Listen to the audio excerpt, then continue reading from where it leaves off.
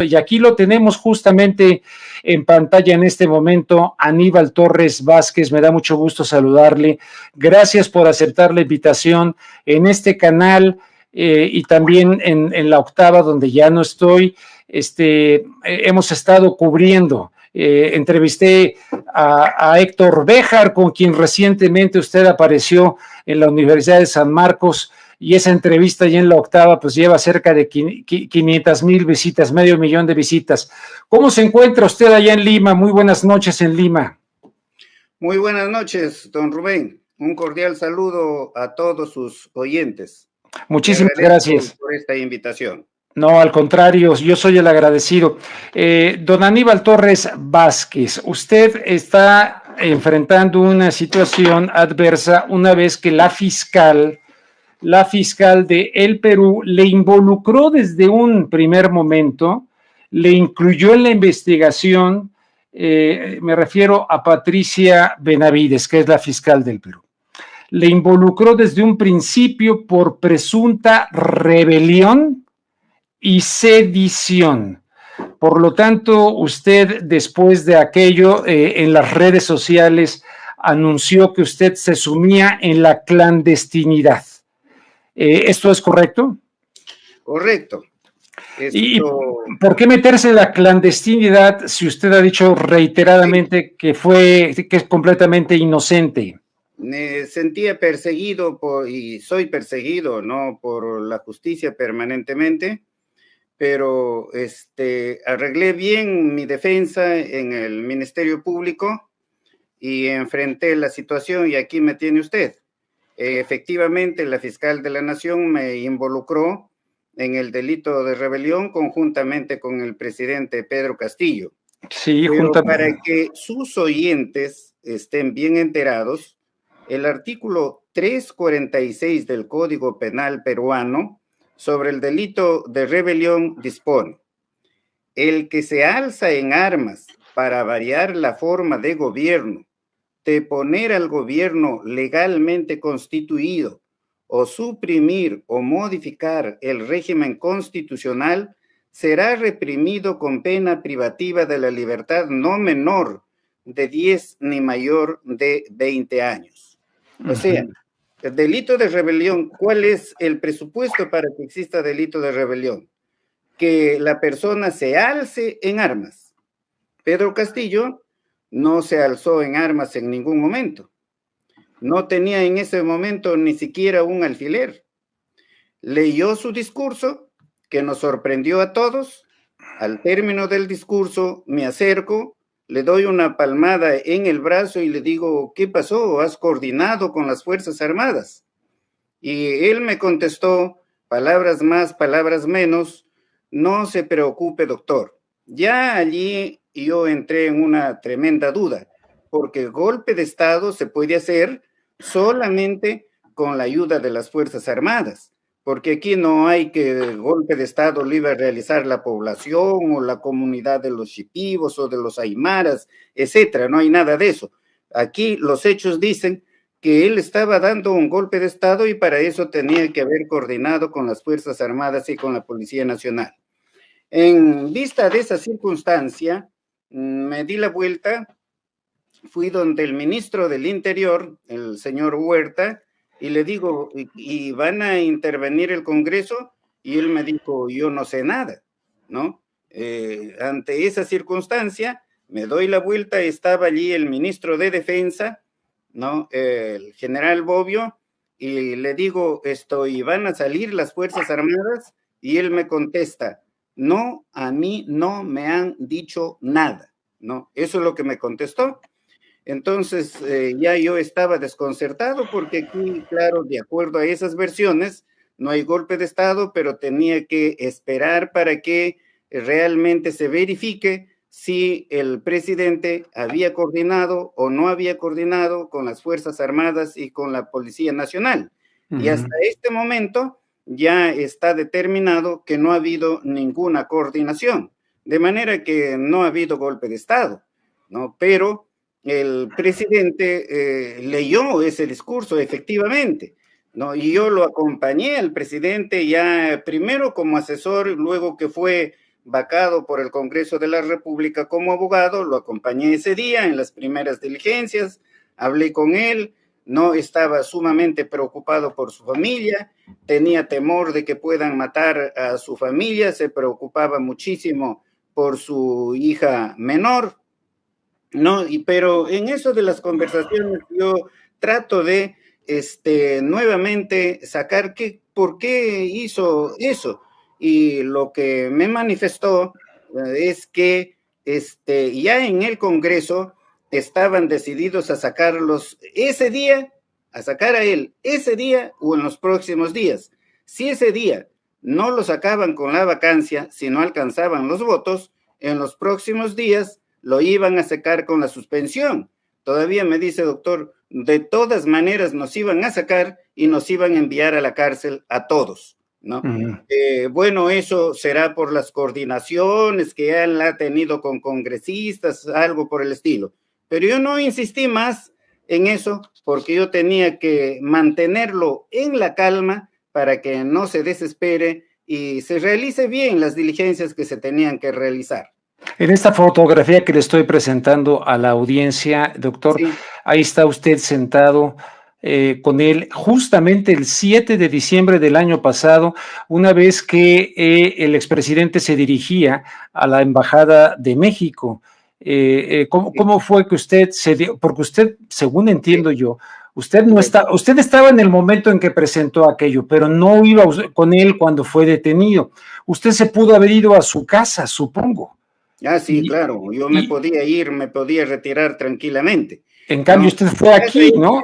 Yo escuché el mensaje allí en el salón presidencial, conjuntamente con la premier, la doctora Betsy Chávez, el ministro del Interior, el ministro de Defensa, y por supuesto estaban los camarógrafos al fondo y otras personas a quienes desconozco, ¿no? Después de hacer esas preguntas que le manifesté al ministro del Interior y al ministro de Defensa, al ver que ya se abrió la puerta de la sala contigua, que es la sala de embajadores, entré a esa sala, me senté en un sillón y bueno, comencé a meditar cómo es esto, que sospechaba de todo el mundo, ¿no? Hasta que después se ha aclarado, pues, que realmente no parece que él solo lo hizo esto o lo hizo con personas que no ha querido revelar.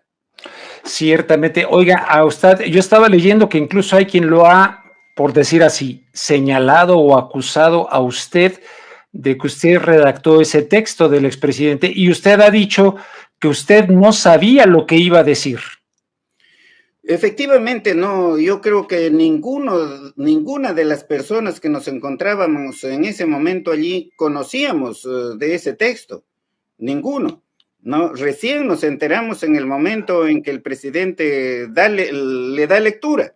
El presidente comenzó a dar lectura y en la parte final ya dice que se disuelve el Congreso, entre otros organismos del Estado. Y como le decía, yo ingresé a ese salón contigo, estaba sentado allí y dentro de un momento él llega y me dice, doctor, vienen a llevar a mi familia, ¿no? Lo llevo a la Embajada de México. Y yo le contesté, te acompaño. No, gracias, doctor. Y lo acompañé, ¿no? Lo acompañé, hemos subido al carro presidencial, ¿no? Y en el camino fue detenido, hecho que es detenido. Entonces usted iba con él en el auto en el que es detenido. Efectivamente. Entonces usted sí fue. Porque por ahí leía que usted había declarado que no sabía usted que él iba hacia la Embajada de México, pero pues cómo no. No. La verdad es esa que él me manifestó, que vienen por su familia y que la lleva a la Embajada de México. Fíjese, pues muy contrario a lo que leí en la prensa peruana, usted sí sabía, o sea que fueron detenidos prácticamente juntos. Bueno, yo no fui detenido, pues, porque yo no tenía nada que ver con el hecho. No fue detenido el presidente, ¿no? Su familia tampoco fue detenida porque llegamos a la prefectura y llevaron a su familia ya aparte, no quedó en la prefectura, quedó solamente él. y yo no lo iba a abandonar, pues no tenía que de todas maneras no asesorarlo allí. Oiga, le pusieron una trampa porque mucha gente dice, incluso más adelante le voy a comentar un poquito de esta Vázquez también, esta, la que fue también, Mirta Vázquez. exactamente, ¿no? Ella me dijo que pues hubo muchos errores de parte del presidente y que incluso ella salió porque efectivamente ella había señalado cuestiones de su gente alrededor del presidente, de cuestiones de corrupción y que no le hicieron caso, ¿no? Eso me dijo Mirta Vázquez. ¿Qué opina de eso?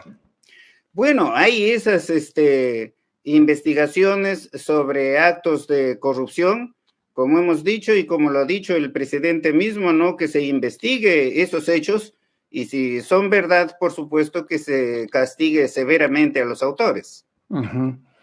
Bueno, mira, aquí tengo un video de cuando usted compareció ante la Comisión de Defensa Nacional, donde justamente le cuestionaban sobre uno de los aspectos de esta supuesta corrupción, que era la utilización de los aviones del gobierno para transportar a familiares, incluido un sobrino que tendría algún problema legal. Si me permite, lo comparto con la audiencia y con usted y regresamos para que usted nos comente. Déjeme ver, lo voy a abrir y... Lo hizo una vez más. El ahora expresidente del Consejo de Ministros, Aníbal Torres, volvió a arremeter contra la prensa, luego de ser consultado sobre las muertes que han dejado los manifestantes en todo el territorio nacional. Ya dije, yo hablo con las personas decentes, yo estoy con el pueblo, yo no estoy con aquellos que están con los asesinos. Esto sucedió luego de su presentación ante la Comisión de Defensa Nacional, donde fue interrogado por el uso de aeronaves para actividades no oficiales y el traslado de familiares del expresidente Pedro Castillo. Al respecto, Torres indicó desconocer la presencia de personas ajenas al entonces gobierno. Recuerde en cada vuelo qué personas viajaron, no, sinceramente le digo que no, porque yo al ingresar a la aeronave no paso a saludar a cada uno de los pasajeros o a preguntarles quién es, que se identifique, ¿no? Generalmente subía a último. Los parlamentarios también aprovecharon para consultarle sobre su polémica frase "correrán ríos de sangre", que lanzó meses atrás en el contexto de una eventual vacancia de Pedro Castillo. En tal sentido, señaló que se trató de una predicción. No, por enésima vez voy a manifestar que el 23 de junio del 2022 no viajé a Chiclayo. Por lo tanto, desconozco las personas que hayan viajado con el presidente de la República. Desconozco las circunstancias en que se ha realizado ese viaje. Eso es lo... Finalmente cuestionó que cada vez que la presidenta Dina Boluarte y el premier Alberto Otárola declaran solo echan gasolina al fuego y agudizan la crisis en el país. Exitosa. Muy bien, aquí está esto de exitosa. Por un lado, esto con la prensa, de que les dijo que usted no hablaba con personas que están vinculados a los asesinos, generó un gran, pero de alguna manera, pues me da la impresión que sí, como en otras partes del mundo, la prensa no está cumpliendo un papel donde se señale todos los puntos de vista, sino que se ha concentrado en ser como vocero de Boluarte, ¿no? Bueno, la prensa atacaba a Castillo no solamente desde el momento en que asume el cargo, sino a partir de la segunda vuelta electoral a la presidencia de la República. Atacaban durísimamente, desvirtuaban la realidad. Por ejemplo, en la segunda vuelta acusaban a Castillo de comunista, de terrorista, ¿no? Y nadie lo defendía al candidato. En ese momento es que salgo yo a desvirtuar esos hechos porque el presidente es natural del distrito de Chota, yo también soy de Chota, En Chota el terrorismo no ingresó. ¿Y por qué no ingresó? Porque no lo permitieron las rondas campesinas. Y en Chota prácticamente el 100% de las personas somos católicos. Y como usted entenderá, no hay comunista que sea católico porque ellos no creen en religión alguna. Eso lo desvirtuamos ampliamente, por supuesto, en el debate desvirtuamos esas aseveraciones de la prensa, y la prensa, por supuesto, siempre ha estado desvirtuando la verdad durante toda la gestión. Amanecía el día y anochecía el día, atacando al gobierno y promoviendo la vacancia del presidente. Eso fue desde el inicio de la gestión de Pedro Castillo. Ahora, debe quedar bien en claro que estaban muy unidos para la vacancia del presidente la derecha peruana, un gran sector del Congreso de la República, el Ministerio Público, un sector de la Iglesia y, por supuesto, la prensa limeña, casi por unanimidad. Muy bien. ¿Existe la posibilidad, Aníbal Torres Vázquez, de que el presidente Castillo haya sido chantajeado y que por eso, como usted nos dice, no supieran ni lo que iba a decir el 7 de diciembre pasado?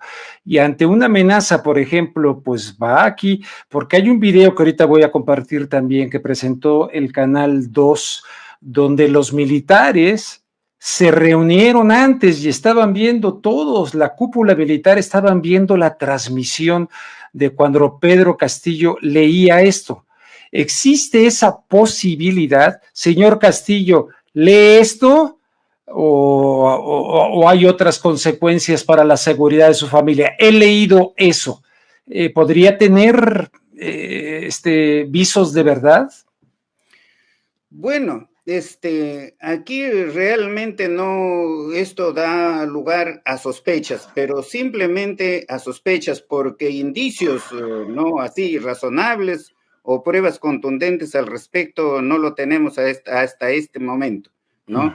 Serán las investigaciones las que determinan esa situación. Pero ha cruzado por su mente, ha cruzado por su mente en el círculo, usted fue del círculo y sigue en este momento, usted es de los pocos que estuvieron con él, que lo están defendiendo ahorita. Bueno, yo estaba con él hasta ese día, pero ya en los posteriores días, la fiscal de la Nación me sacó de la defensa y me incluyó, también como autor de el delito de rebelión. O sea, estamos en el delito de rebelión los que estuvimos presentes en el acto de la lectura del manifiesto del presidente. Estuvimos presente el que le habla, el ministro de Defensa, el ministro del Interior, la Premier, y a los que estuvimos presentes nos incluyen en este delito, en esta imputación del delito de rebelión, menos al ministro de Defensa. De manera que hay aquí muchas cosas que se tienen que aclarar.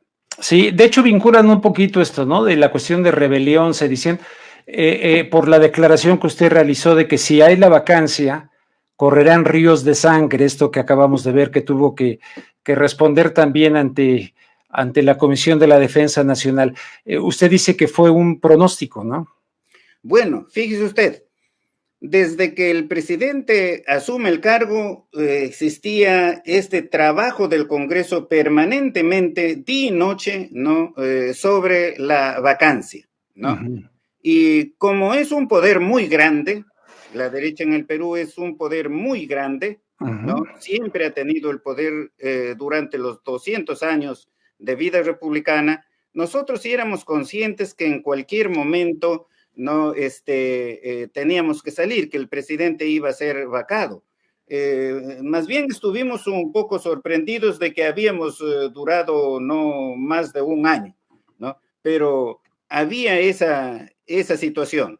En provincias, realizábamos los consejos descentralizados, o sea, los consejos, el Consejo de Ministros que se realiza en el Palacio de Gobierno, algunos de ellos lo llevábamos a cabo en provincias y el presidente tenía una enorme aceptación. ¿no? Y yo, al verificar esa realidad y al conversar con la población, me preguntaba en esto: a Pedro Castillo lo van a cesar por vacancia, lo van a hacer eso. ¿Y qué va a pasar con esta gente? Aquí va a correr mucha sangre. Y eso es lo que dije, no dije de ríos de sangre, no, va a correr mucha sangre. La cuestión no es específica, la dije una sola vez. Y sin embargo, no tanto el Congreso como los periodistas dicen no que lo he dicho permanentemente en los consejos descentralizados. En el Perú no se dice la verdad.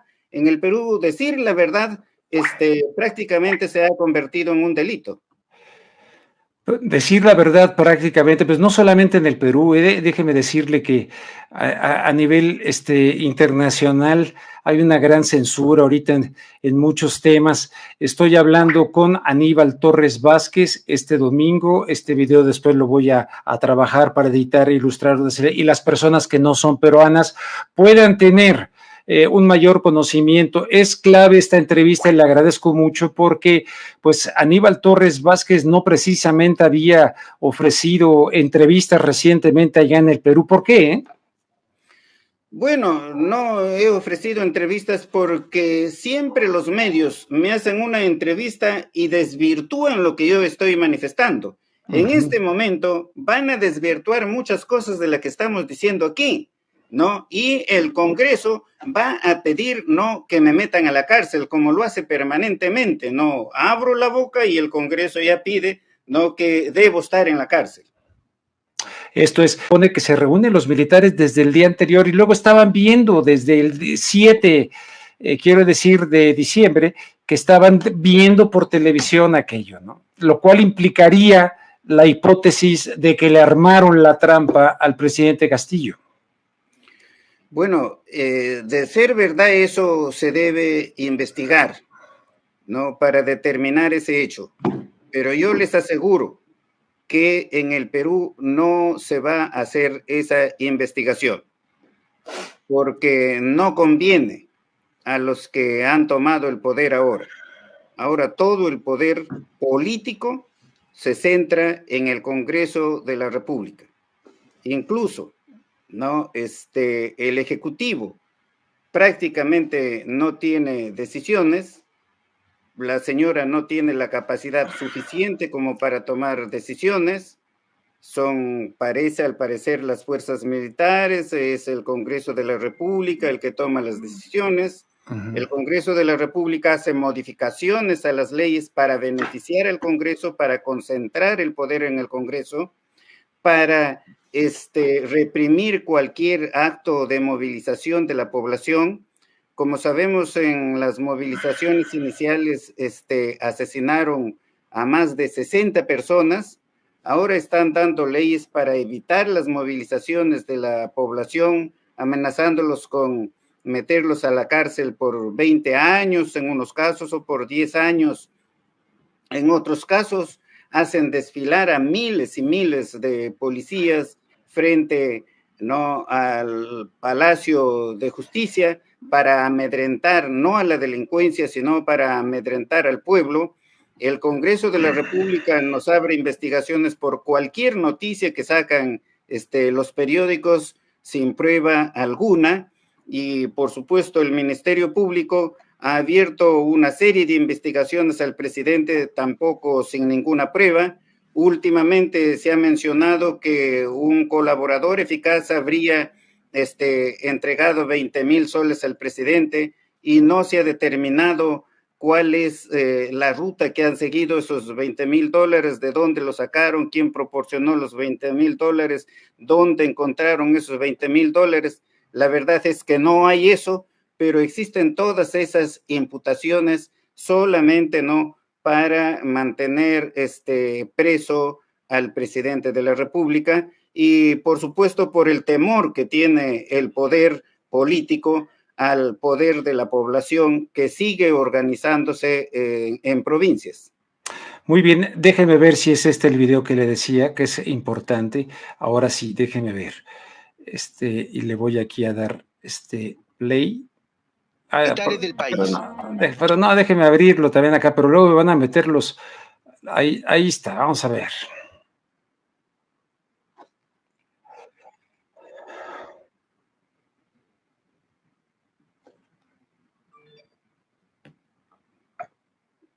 No, pero lo voy a regresar porque ahí está. No, este es otra vez es el mismo, no.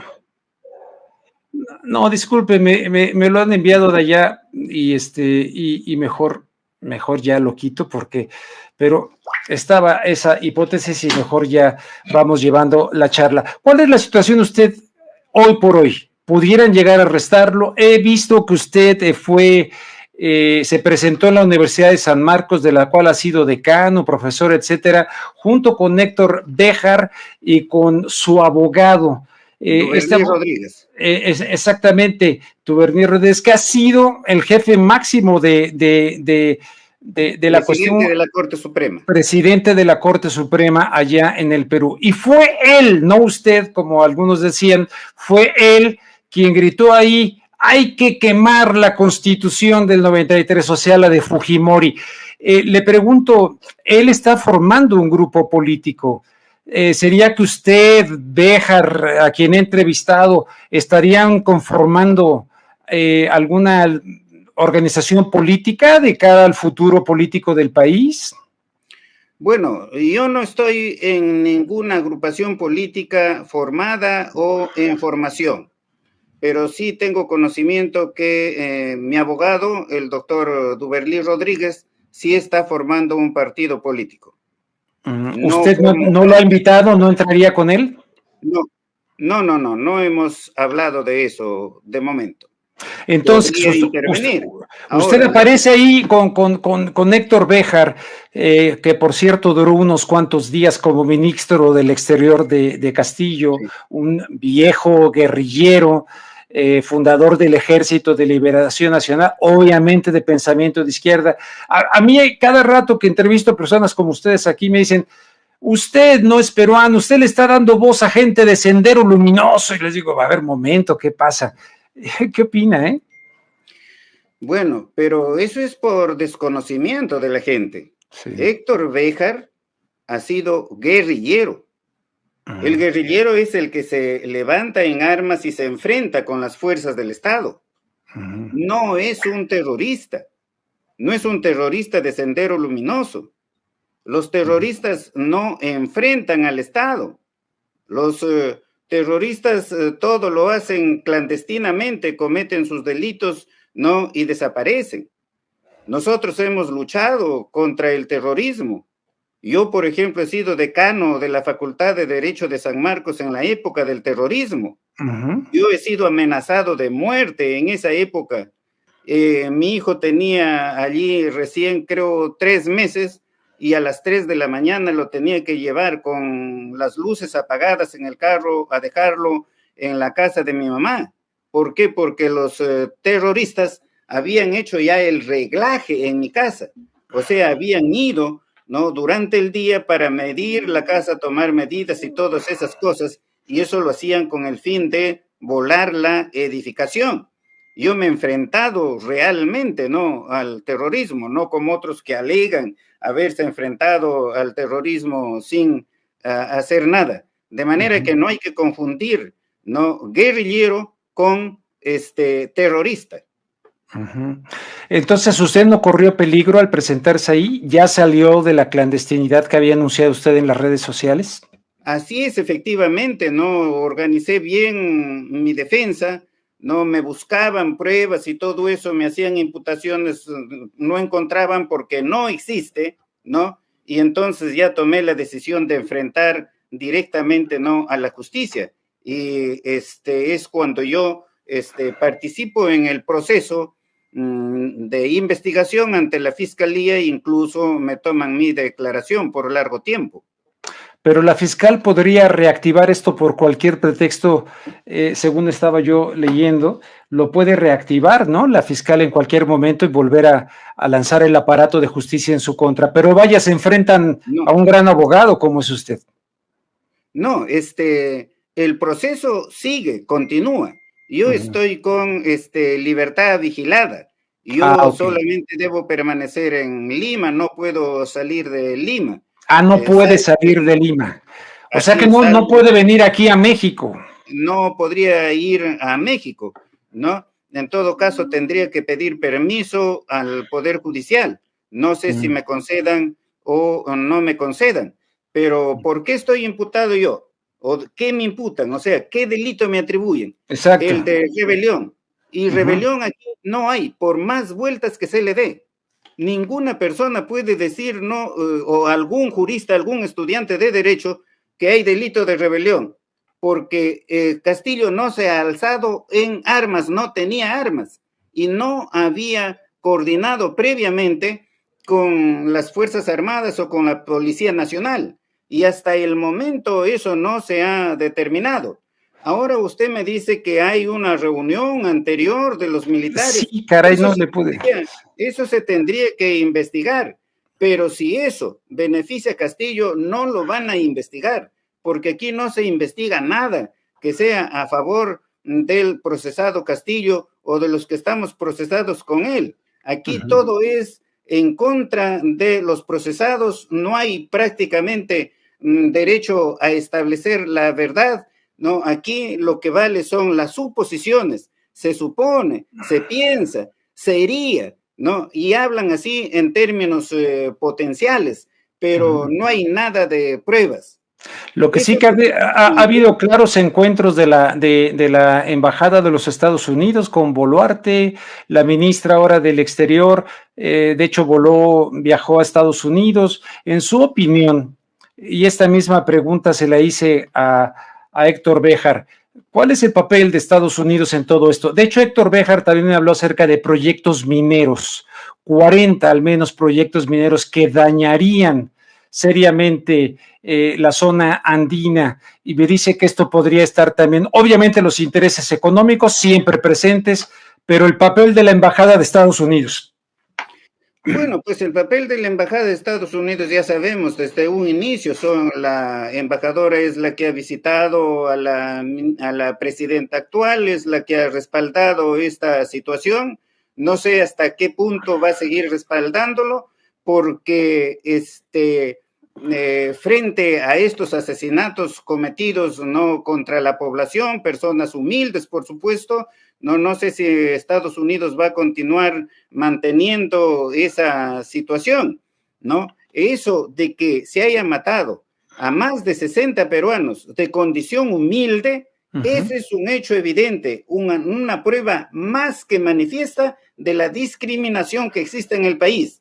Si esos muertos hubiesen sido uno, por lo menos, ¿no? Del sector que tiene ahora el poder en el Perú, se vendría el mundo abajo. Pero como son personas campesinas, personas humildes, pobladores humildes, ¿no? Entonces aquí en el Perú no pasa nada. Esa situación es la que combatía precisamente Castillo, salir en defensa de la población.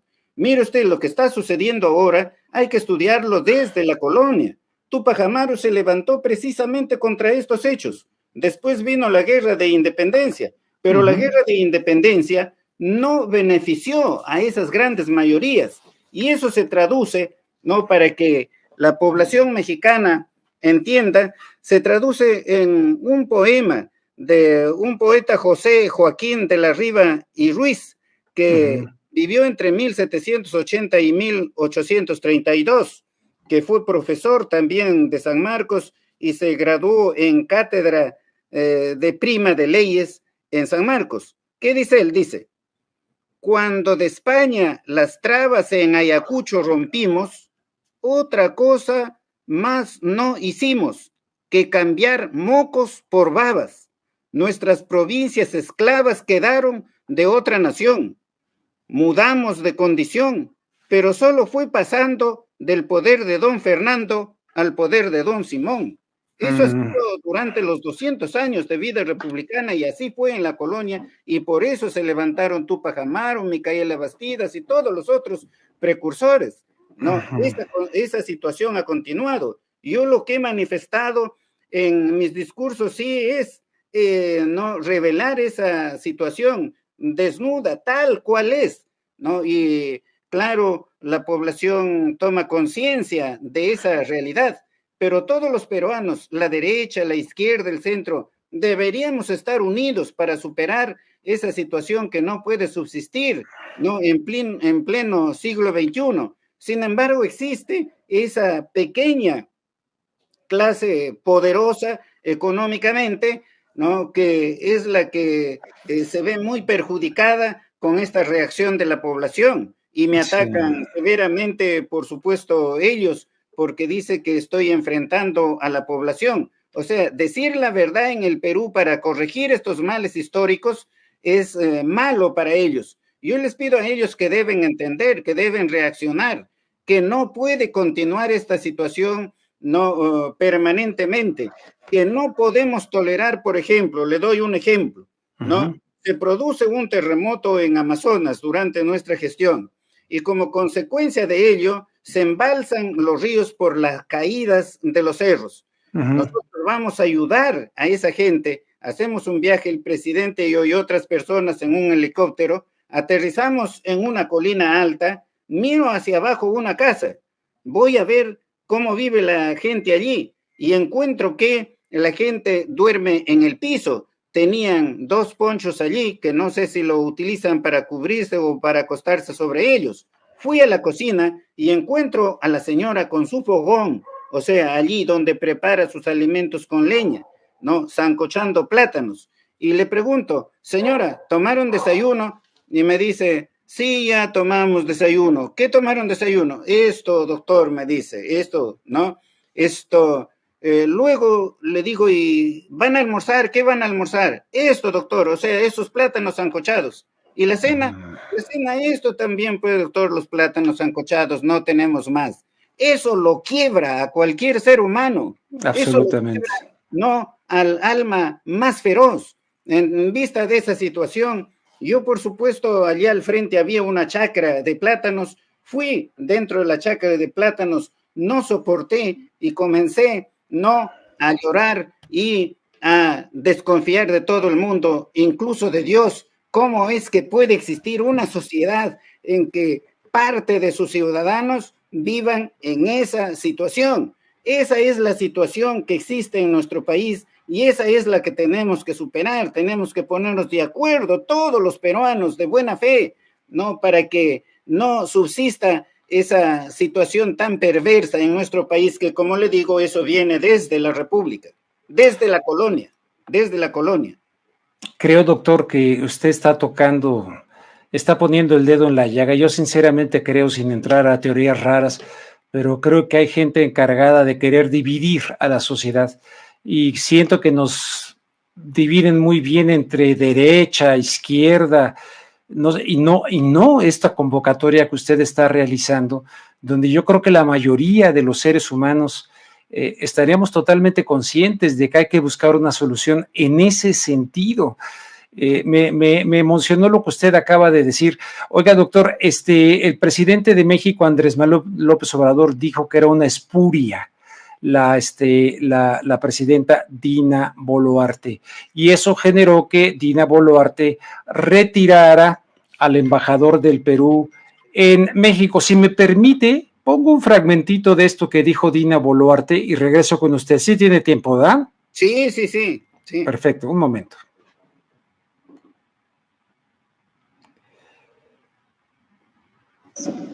Rechazo enérgicamente las expresiones formuladas hoy por el presidente de México sobre asuntos internos del Perú y los inaceptables cuestionamientos que de manera reiterada formula sobre el origen constitucional y democrático de mi gobierno.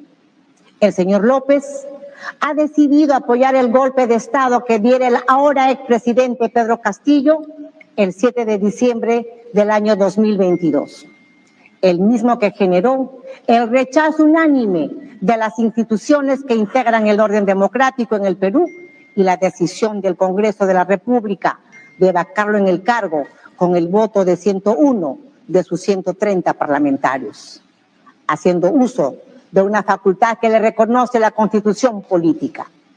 Con sus declaraciones, el señor López viola el principio del derecho internacional sobre la no injerencia en asuntos internos, así como aquellos referidos a la defensa y promoción de la democracia.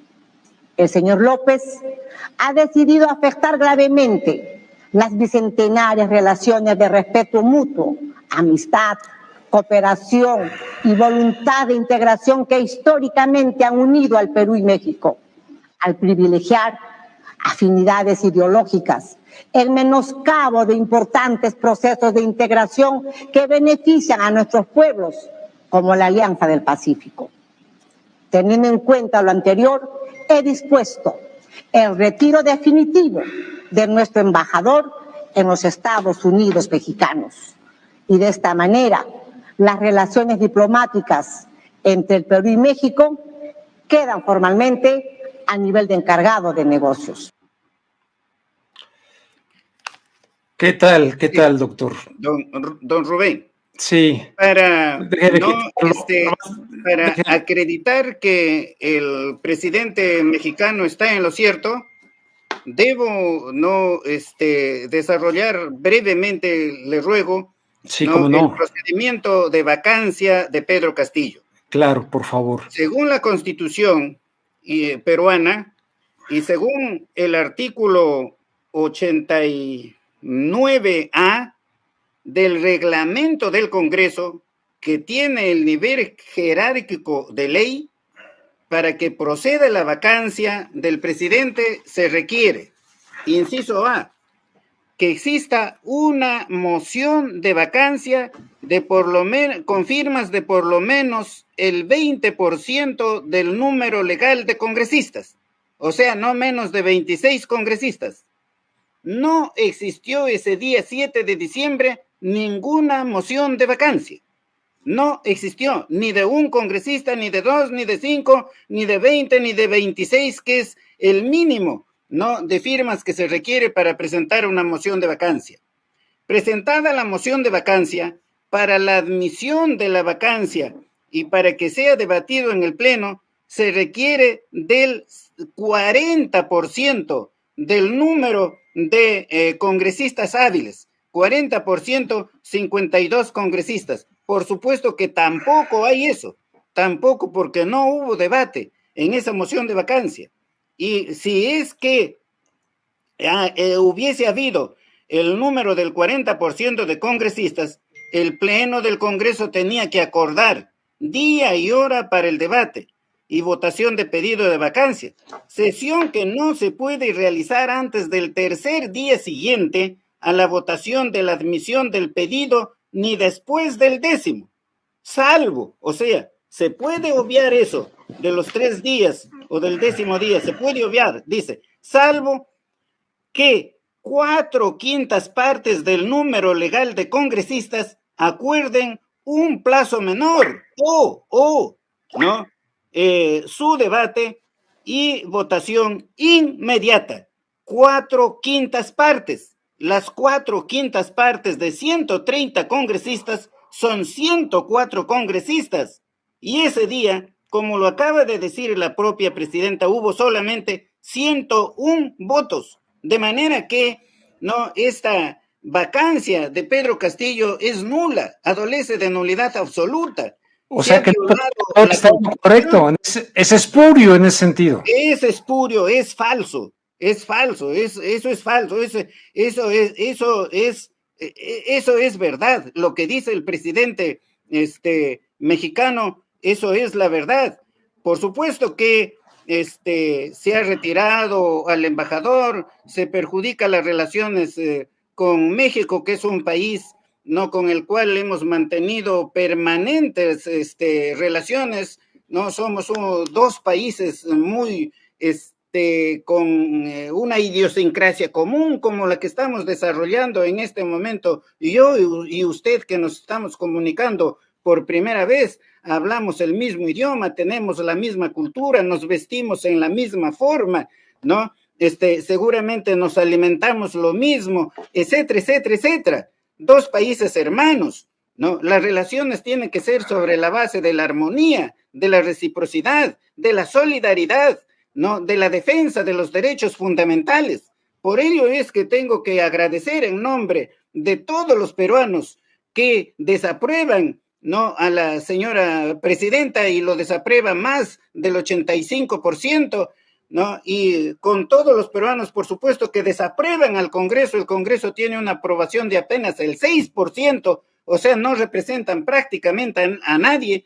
Por lo tanto, tengo que agradecer y tengo que solidarizarme con el señor presidente de México por ese gesto de solidaridad y de defensa de los derechos humanos en el Perú, que están permanentemente siendo amenazados, siendo violados, que ya no hay seguridad para nuestras vidas. En cualquier momento nos pueden matar, en cualquier momento, y no pasa nada, ¿no? En cualquier momento nos pueden privar de nuestra libertad con cualquier pretexto, ¿no? Porque aquí existe una unión muy sólida entre Ejecutivo, Congreso, ¿no? Y Ministerio Público para perseguir al presidente de la República sin pruebas. Le exigimos que exhiban las pruebas y no las exhibe. A ver, una persona del Perú pone esto, a ver, porque luego dicen cosas, aquí está RG Chávez. Aníbal Torres es el responsable de lo que pasa en mi Perú. El presidente Pedro Castillo quería hacer lo que el pueblo quería, nueva asamblea constituyente, y él se opuso y lo pasó al presidente. ¿Quiere opinar de esto? Sí, cómo no, sí. El presidente Castillo, en su programa, en el programa del Partido Perú Libre, con el cual postuló a la presidencia de la República, se promovía la Asamblea Constituyente. En ese momento la Asamblea Constituyente no tenía una aceptación del más del 20%. No había un momento constituyente. Y de otro lado, ¿no? Yo era ministro en un comienzo y premier después. Entonces, tenía que asesorar bien al presidente. Y le manifesté lo siguiente: ahora usted es presidente de todos los peruanos, de los que están en favor y de los que están en contra de la Asamblea Constituyente, no solamente de los que están en favor. De manera que usted ni nosotros los ministros podemos promover la Asamblea Constituyente. Eso no impide que los congresistas o que cualquier agrupación o que cualquier persona de la sociedad promueva esa Asamblea Constituyente. Ahora la situación ha cambiado. Ahora sí hay un momento constituyente en el Perú. Ahora ya cerca del 60% está de acuerdo por la Asamblea Constituyente. Y entonces eso se debe llevar a cabo. ¿Y cómo se debe llevar a cabo? Únicamente hay que hacer una pregunta a la ciudadanía. ¿Está de acuerdo o no con la Asamblea Constituyente? ¿Será la población la que vote, la que diga sí o la que diga no? Si dice no, ahí se acabó. No hay Asamblea Constituyente. Si dice sí, se tiene que convocar inmediatamente a la Asamblea Constituyente. Ahora, yo les digo a los que debaten esto de la Asamblea Constituyente, hay algunos que sostienen que se debe dar una nueva constitución y otros que dicen que se debe restablecer la constitución anterior. Pues ese no debe ser el debate. El que se restablezca la constitución anterior de 1979, eso lo hará la Asamblea Constituyente. La Asamblea Constituyente podrá dejar sin efecto la actual, poner en vigencia la del 79 y hacer las modificaciones a esa constitución. O la Asamblea Constituyente podrá tomar la decisión de redactar una nueva constitución. De manera que lo que les pido a las personas que están debatiendo esto, que terminen con ese debate para no obstaculizar las cosas. Vi una entrevista de un medio con usted donde usted decía que a diario le piden que usted se lance a la presidencia del Perú. Sí, efectivamente existe eso en la población por el trabajo que hemos hecho y que la prensa no divulgó, pero que las comunidades saben, las comunidades conocen el trabajo que hemos desarrollado. Ejercer la función pública no es cuestión simplemente de buena voluntad. Yo como ministro he tenido que resolver muchas cosas gracias a mi especialidad. Por ejemplo, había un problema muy grande sobre un inmueble, ¿no?, que lo tenían allí por años. Llamo a los asesores y les digo, ¿qué pasa con esto? Y los asesores, abogados, no conocían derechos reales.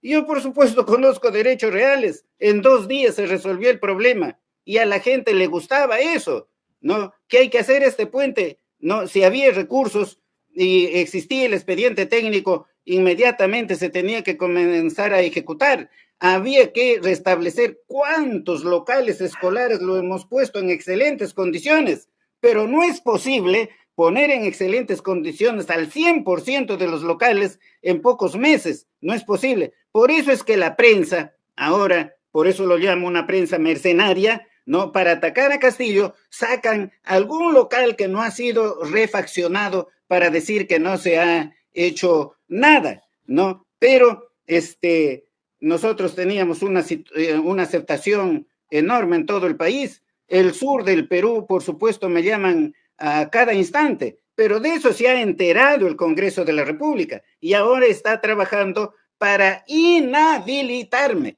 O sea, ellos lo que quieren es sacar a todo opositor del camino. Están trabajando en eso, no en el bien del país, no en el bien de la democracia, sino para destruir al país. Eso es lo que están haciendo.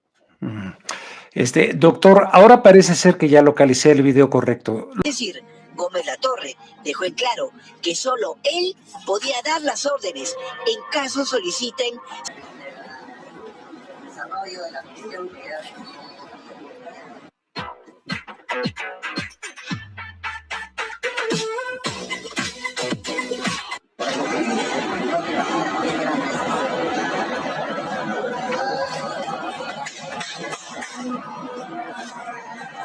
alzaron la Constitución como arma para garantizar la democracia. Ese era me parece, a mí, yo veo esto y digo, esto es un golpe de Estado militar. Bueno, yo lo que le puedo decir es lo siguiente. De ser cierto lo que acabo de ver, ¿no? Esa reunión de los militares con anterioridad, hablando en esos términos, de ser cierto, no deja de ser sino una organización criminal. Le ha tendido una trampa al presidente de la República. Ahora yo relacionando eso con las personas que nos han abierto proceso por la lectura del presidente de ese discurso, estando allí la premier, el que le habla, el ministro del Interior y el ministro de Defensa, nos abren investigación por el delito de rebelión a los ahí presentes, menos al ministro de Defensa, que es el general Bobbio. Entonces, por allí más o menos viene una explicación. Pero esa verdad muy difícil que se establezca en el Perú.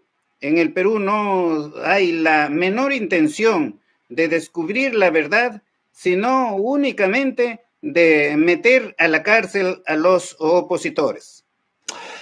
Doctor Aníbal Torres, no sé si quiere agregar algo. Primero le quiero decir muchas gracias. Segundo, ojalá que tengamos la oportunidad porque los acontecimientos van a gran velocidad. Hoy usted me decía en domingo, dije, pero también transmito en vivo y podemos también grabar cuando usted quiera porque vienen cosas de coyuntura. Yo sinceramente creo que la señora se tiene que ir, lo creo como ser humano y como periodista. Ella dice que no va a renunciar, creo que se tiene que ir, pero a mí me queda claro después de ver esto y otras cosas que pues cuenta hasta ahora todavía con el apoyo del ejército y de los Estados Unidos de Norteamérica, es mi opinión. Coincido plenamente, eso es verdad, que cuenta no con la opinión del ejército ni con la Policía Nacional. ¿No? Tal es así que están identificadas las personas que han asesinado a muchos de los manifestantes. Sin embargo, esas personas están en libertad. Si verdaderamente se quiere hacer una justicia real en el Perú, se tendría que investigar, procesar inmediatamente, ¿no? Tanto a los autores directos, ¿no? de estos asesinatos, como los autores mediatos, que son la presidenta y todos los ministros, ¿no? Y además debe investigarse a los congresistas que le dieron la confianza a ese Consejo de Ministros asesino. ¿Usted fue fujimorista en algún momento dado? Le digo esto porque aquí nuevamente RG Chávez hace un comentario. Mire, se lo pongo. Dice, ahora este fujimorista Aníbal Torres quiere lavarse la cara y quiere presentarse como presidente del Perú. Es lobo vestido de oveja. Expulsión de 566 estudiantes opositores en San Marcos. Eso es lo que yo le preguntaba. Usted participó de una comisión interventora de la Universidad de San Marcos ordenada por Fujimori. Sí, voy a explicarlo. Fíjese, en San Marcos existía una situación irregular. Un partido político se había aprovechado, ¿no?, del ejercicio del poder, no había elección que gane, no solamente ellos podían ganar las elecciones. Había un descontento por parte de un gran sector de la población estudiantil y docente, y entonces el ejecutivo allí, representado por Fujimori, y Carlos Torres y Torres Lara tomaron la decisión de intervenir a la universidad. El presidente de entonces, Fujimori, y Carlos Torres y Torres Lara me pidieron que yo presidiera esa comisión. Yo no acepté debido a que yo no quería ser profesora de dedicación exclusiva, porque no vivía solamente de la docencia, sino también del ejercicio de la profesión. Sí, acepté formar parte de la comisión, porque se estableció que esta comisión no iba a durar solamente un año, y luego después, ya cerca a vencerse el año, escuché que no, que tenía que continuar la comisión interventora, y como consecuencia de ella, renuncié inmediatamente. Esto es, pues ahí está la respuesta. Don Aníbal, para no robarle más su domingo, ¿qué tal si seguimos en contacto y nos comunicamos para ver cómo evoluciona? Hubo un encuentro acá, nada más le digo, usted ya lo sabe, se reunió Lilia Paredes, la esposa del expresidente Castillo, con el presidente López Obrador, y le pedía que no dejaran solo a su esposo, pero usted ya expresó lo que siente con respecto a esta situación de México. Lo que usted quiera agregar por hoy domingo. Solamente agradecerle, ¿no?, por esta entrevista. Quedo a su disposición y reiterar mi agradecimiento, ¿no?, al presidente de México y a la población mexicana por su respaldo, por su solidaridad con el Perú. Si bien es cierto, ahora tenemos estas dificultades en nuestras relaciones, pero como dijo algún poeta, no hay noche, por más oscura que sea, que no termine al amanecer. Y realmente el Perú está viviendo esa noche oscura, pero yo creo que no va a durar más. Y otro poeta dijo en su oportunidad, no recuerdo el nombre, ¿no? Cada noche se hace más oscura cuando ya está cerca el amanecer. La noche aquí en el Perú se está volviendo muy oscura. Hay una dictadura muy feroz aquí en el país. Yo no sé qué van a pretender hacer conmigo a partir de esta entrevista, pero eso no va a durar eternamente. Los peruanos que queremos que nuestra sociedad cambie, estamos incluso dispuestos a dar nuestra vida por ello. Muchas gracias, muy agradecido.